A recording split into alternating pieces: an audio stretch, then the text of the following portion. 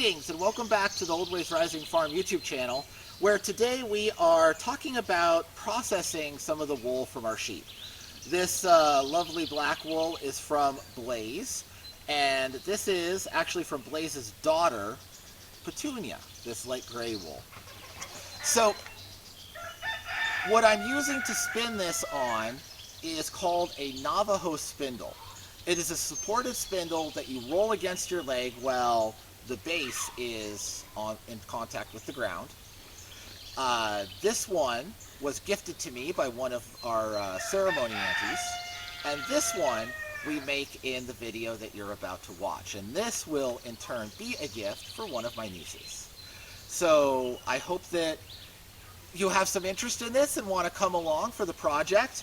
If you want to see how this wool is processed, I did an earlier video on washing and carding wool and how we go through the initial steps. So I'll put a link in the end screen to that video, and come along while we make this cherry spindle. It's really a fairly simple concept. You have a central spindle that's going to rotate and twirl the yarn, and you have a flywheel which is going to store energy and keep it moving.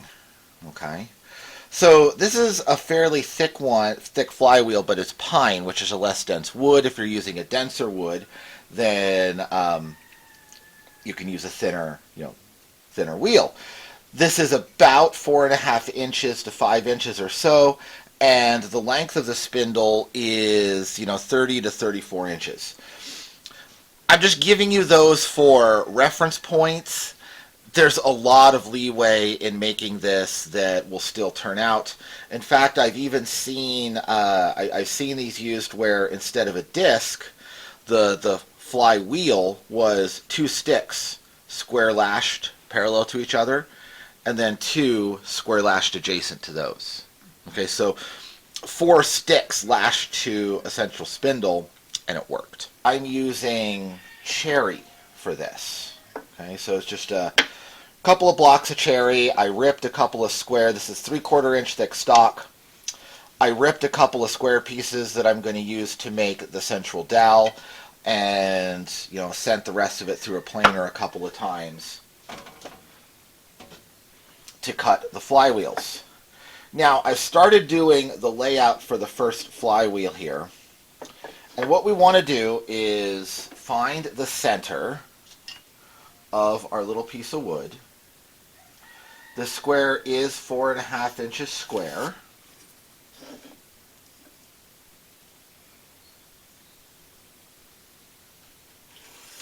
But again, it could be 3.5 inches and it would still work. It might need to be a little thicker. It could be 5 inches and it would still work. It could be a little thinner, right? It doesn't matter. There's a lot of leeway in this.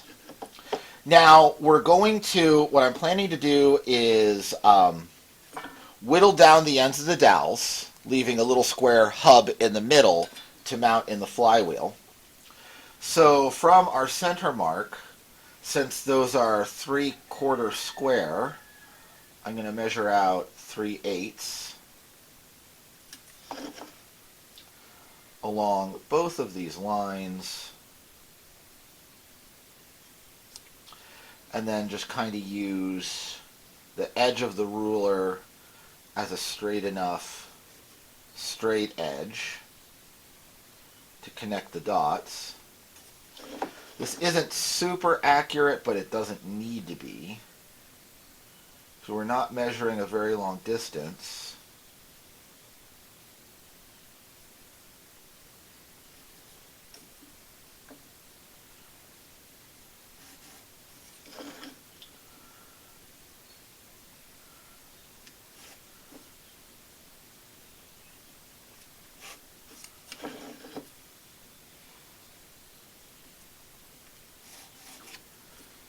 And the niece that I'm making this for likes cherry.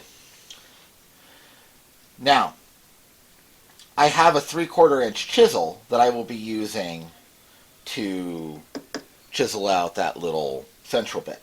So that's also why I don't care. These don't have to be super crazy straight, right? Because the tool is the right size.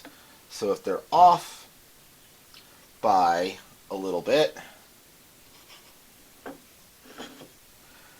it will be adjusted for, because a 3/4 inch chisel can very easily cut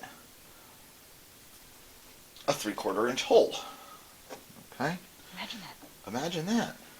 And then we will just start removing the wood. And yes, you could drill this out if you wanted, but for this size of hole, I don't think it's all that necessary. I will get a little bit more aggressive with a hammer as I go forward, but I just wanted to do a little bit here to show you what we are up to. Don't want split out because I do want the surface to be nice. So we'll go slow and we'll just work that out. If it starts to hang up in the middle, maybe I'll run a drill bit through it, maybe I won't. I haven't totally decided yet. It certainly can be done without drilling, but we shall see. Once that's removed, then we also need to turn this into a circle. In order to do that, I'm just going to eyeball a set of octagonal planes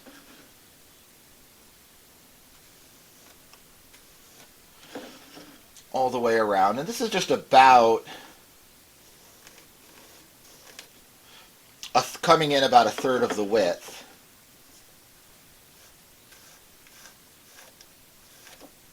Okay.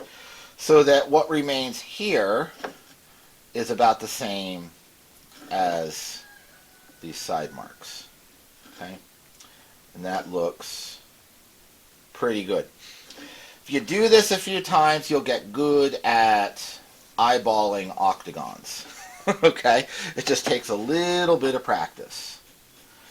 And from here, we will saw these off to make it an octagon and then file it to round. And that's not going to be 100% perfect round, but it's plenty good enough, and it's a lot rounder than 4 sticks, which also works. Okay, so I'm going to chisel these out. I'm going to cut these edges off and show you what it looks like in a few minutes. Been working on things. So we got both of those middles cut out. Now I didn't drill through, I just chiseled down and then marked out on the other side and chiseled from that direction as well. And then you take that little piece of square waste out of the middle where they meet. Okay, so that works really well, and there's no need to fuss with other things. We will need to clean those holes up a little bit before we do the final glue up, but that's where we are for now. Now, this one I have worked to round, and I wanted to talk a little bit about how we do that with the square octagon round process. So we started with a square. We kind of did an estimate of how to octagonalize it.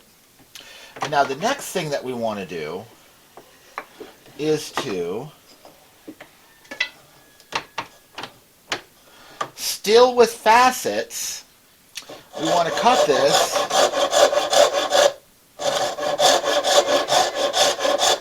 to 16 sides. From octagon to hexadecagon. That's fun to say, hexadecagon.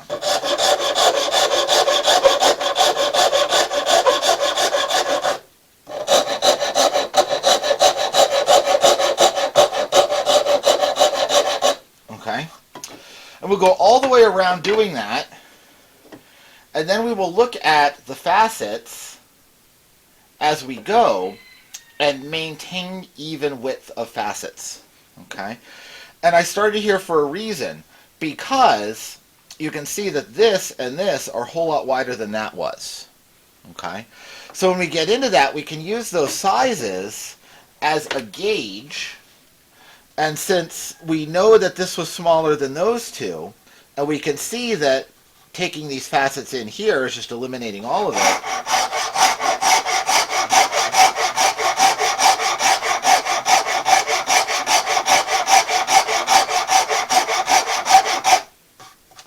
we can cut this down some more and then reform the side facets.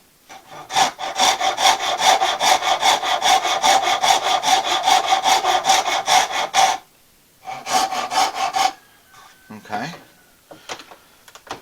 And go around. Take the next one.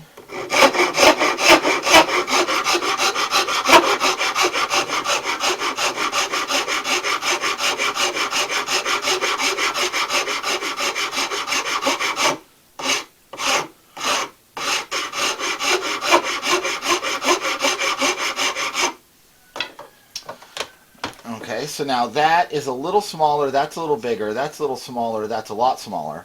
So we still need to take this down a little bit so that this matches that.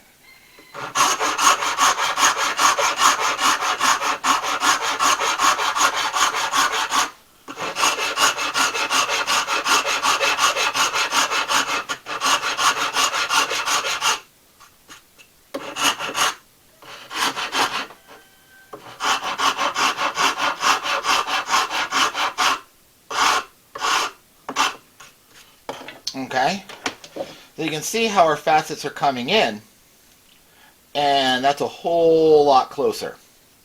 Now I'm just working in one small section. Usually what I do is I'll cut off all of the corners and then hold it up at a distance, look at it overall, say where does it look out of round, and then go to that region and say are those facets too big or too small, and then adjust accordingly.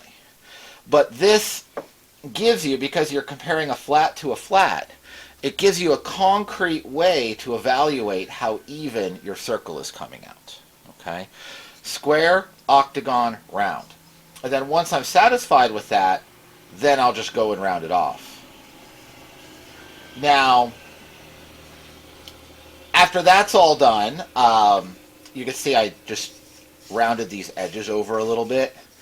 That's just so the yarn will kind of brush against this, and we want it to just naturally fall back onto the spindle core. Okay, so we don't want a sharp edge or something with splitters around there. That's just to make it nice. That's just to eye. And you can see by doing this, we can get, it's not a 100% perfect circle, but it's a very good circle, right? And we don't expect this to fly at 65 miles an hour down the highway. We're just spinning it against our leg to make some yarn, right? So that is absolutely circly enough. And if you do it this way and take your time and you're careful, you can get very nice round objects without needing a lathe, okay? So let me set those aside for the time being, and let's talk about our spindles themselves. We're starting from square. You could also easily start from a dowel rod. But either way, you're going to have to taper it. And you're going to be tapering this by hand probably. Now, I chose to start from square, partly because I wanted the woods to match, but also partly because I wanted that square boss in there. If you start with a dowel rod, instead of chiseling through, you can just drill a hole, right? It'll work. It'll work just fine. But you're still going to end up whittling this down in square section, okay? Now, the process is the same. So these were clones when I cut them. Is this part of you? But you can see how much I have taken off in the tapering process, okay? So what I'm doing here is marking. This is going to be hard. Angles are bad here to show you at the moment. But just marking off so that I'm removing about half of the width of the piece overall. So I want a quarter, and half in the middle. Okay. And then I'm whittling this down. Now I'm doing this in a vise with a draw knife initially. Okay. And then once I get it close with the draw knife, I'll look for any wiggles and take those off with the rasp, because this is a nice flat reference surface. Okay. Every bit, that is very much flat enough of a reference circle for purpose making this rod. Now, once I have it tapered, and this takes some time. It's a little bit fiddly, but you can just do it. You don't need any fancy jigs or anything. Okay, just do it. Then again, we're going to octagonalize it, and that's what I have done down here. Okay, so once again, square, octagon, and now that I know that this is all nice and straight and true, I will, for a final step, round it off. And this is just being done with the rasp and then with sandpaper.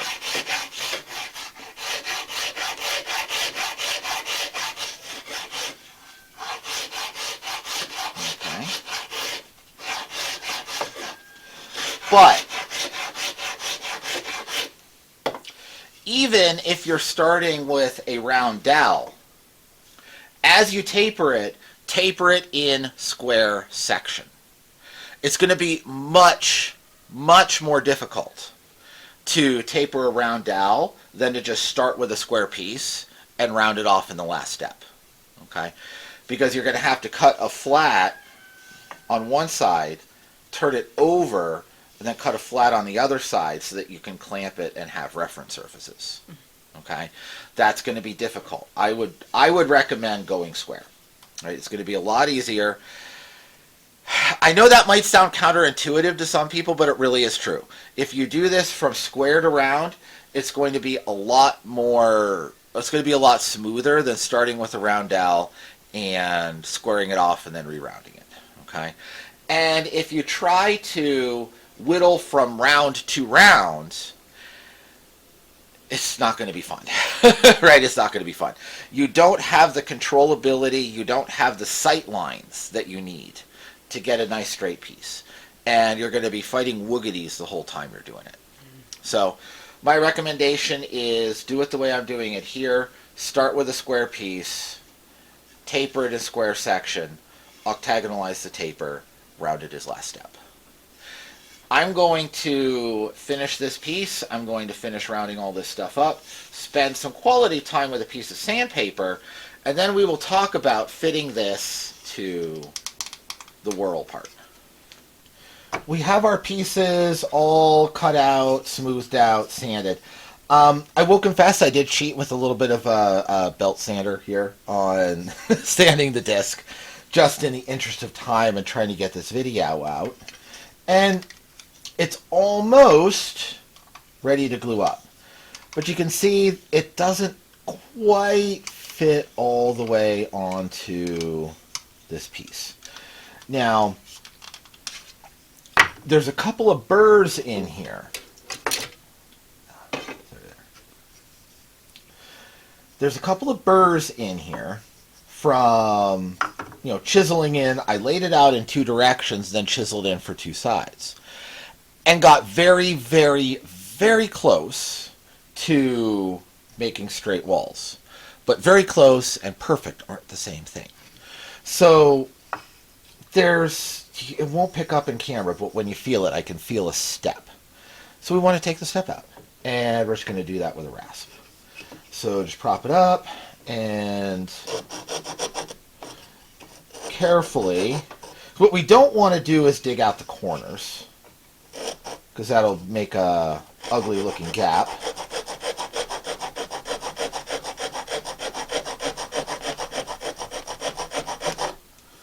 Just work on smoothing and flattening. That side's fairly good. That side needs quite a bit. Smoothing and flattening out the inside.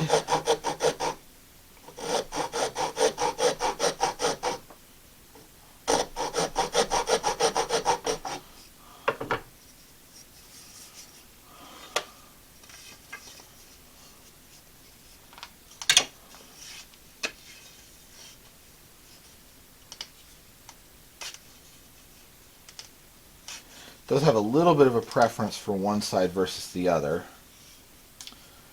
which, since this was rough cut, is not that surprising.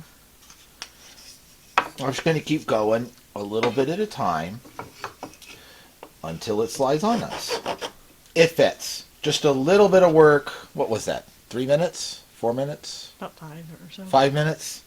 Whatever. Couple of minutes or a few. With the rasp, and it fits on. So now all we have to do is glue it up. I am just going to go ahead and do that, and then we'll talk about spinning with this little guy. Here we are with a finished spindle. Now let's play with this a little bit, and I'll show you how they're used. So the whole idea of this whirl is it's just an inertial mass which keeps rotating. So we're going to put it on the ground. It is a ground supported spindle rather than a drop spindle. And we're going to roll it with our hand and then catch it in it spins. Okay? You can do this either leg, and you can do it forwards or backwards, depending on what's comfortable for you, whether you're right or left-handed, what direction of spin you want. So there is a traditional way of manufacturing cloth where the warp would be done with one direction of twist and then the weft with the opposite direction of twist. So when they laid together, they would interlock and twist on each other just a little bit. And it would both make the cloth more durable and more stretchy and springy. So it's kind of as close to spandex as you could get in a world with no artificial polymer materials, right? So there's no right or wrong direction to twist your yarn, and if you're just going to crochet with singles, it doesn't matter at all. So we're going to take it, we're going to spin it like this, and you just keep doing this until there's the twist that you want in it.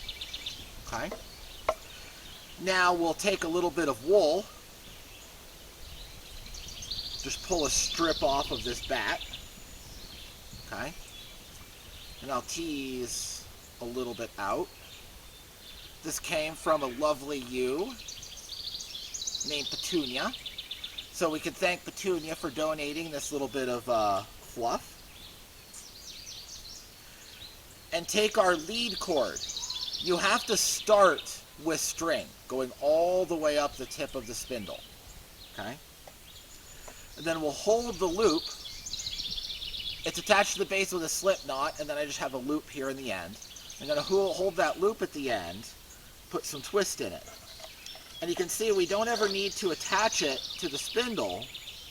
It just rolls and rolls off and keeps twisting. Okay? So we're going to put a good deal of excess twist in this. And now we're going to hold this on the ground. I actually just like to hold this in my toe. So I have an extra hand there supporting the spindle. Pull open that loop and feed this little tongue of wool into that loop. And then let it close and let the twist continue up that bit of wool. And there's my first little strip of yarn from this activity. Now, you need to move this board. Put some excess twist back in it.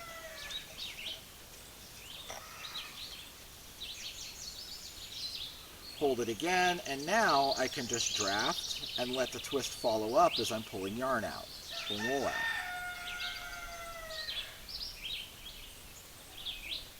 Okay, got a little fat spot. I can just kind of pull on that a little. Oh no, it tore. Not a big deal.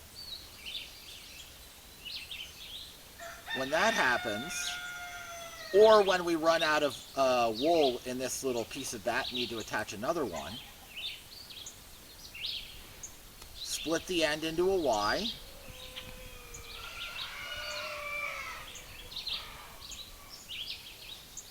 Tease out a little bit of a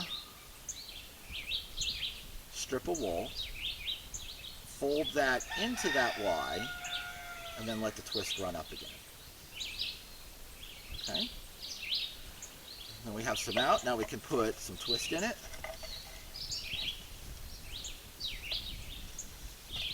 Okay.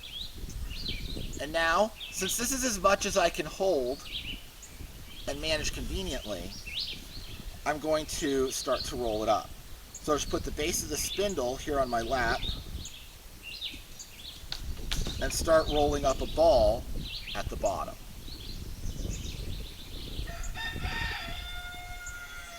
And we can tease a little more yarn.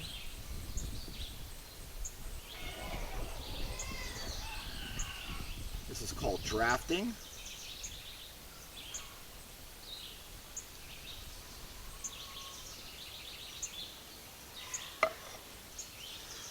Now, the full traditional way of doing this amongst the Navajo people is to spin it twice. And the first time you're just drafting out a fairly thick bundle of wool. You're not going to the final thickness of the yarn you want. And spinning it with a very light twist. And then that is spun a second time to get the final thickness that you desire. I have never gotten that to really work well for me. But if you have, add your comments to the bottom. Yes, I would love to. I would love to hear from somebody who does it that way. I just can't ever get it to draft. When I try to keep it thick, it falls apart and keeps breaking. I just haven't mastered that technique, so I'm just going right to final thickness here. And we just keep going. There's kind of a little thick slubby spot. Those thick spots are called slubs.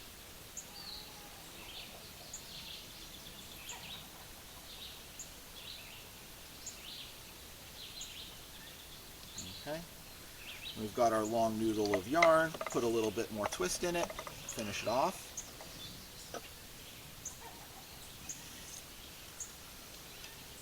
And then continue wrapping up our ball of yarn at the bottom.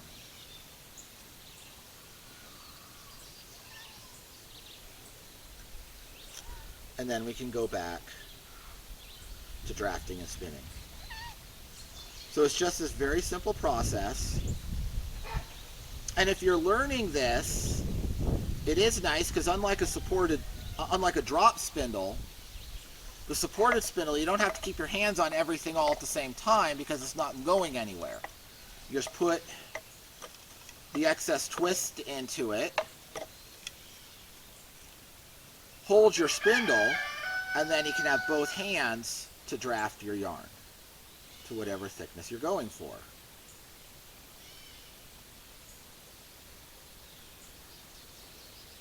There's a little matted spot. Pull that out.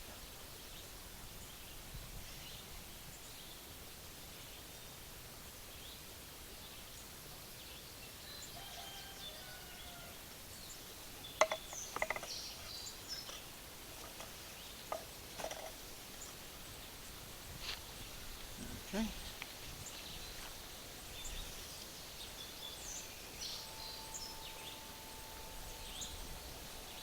This definitely takes time,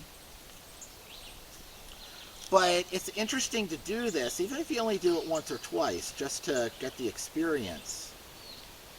And you'll see quickly how making the materials to make your clothing was such a big part of everybody's everyday life. Right? If you were sitting around the fire with the family,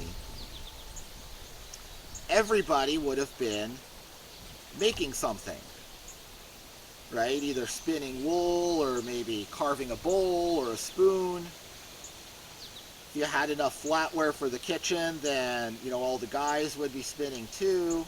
This wasn't really a gendered activity in any way, because you need this material for your clothes. And it takes so many man hours to make everything from scratch. Everybody would just be involved in the activity of making what you need to make your clothing all the time.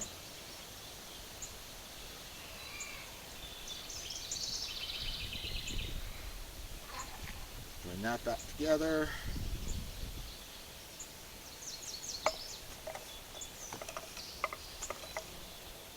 A little twist in it, and I'm going to, at this point, show you when it's time to walk away from it.